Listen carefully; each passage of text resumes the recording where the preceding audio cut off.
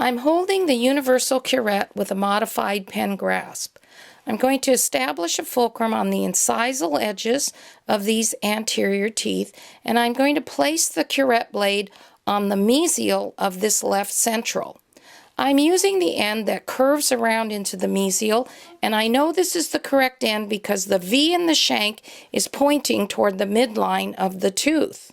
If I have the wrong end of the universal curette, this is the wrong end, the V would be pointing away from the midline of the tooth or away from the tooth. I'm going to flip it over again and place the correct end on the tooth, and we're going to get ready to make a stroke.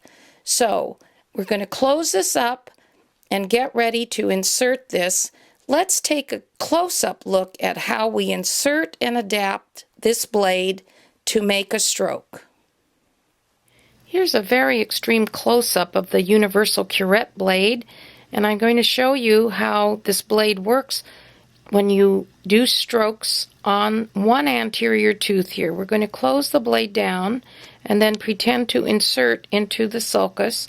If there's not a lot of inflammation, if this is a fairly healthy patient, the back of your blade will stop about here, probably near the CEJ, and then you need to upright your handle to open up the angulation before you start your strokes. Then you're going to start a series of overlapping strokes like this at about 70-degree angulation. And how do you know that? When the handle of the universal curette is parallel to the long axis of the tooth, you should have good working angulation. And you notice that I'm doing overlapping strokes across the surface and up to the contact point.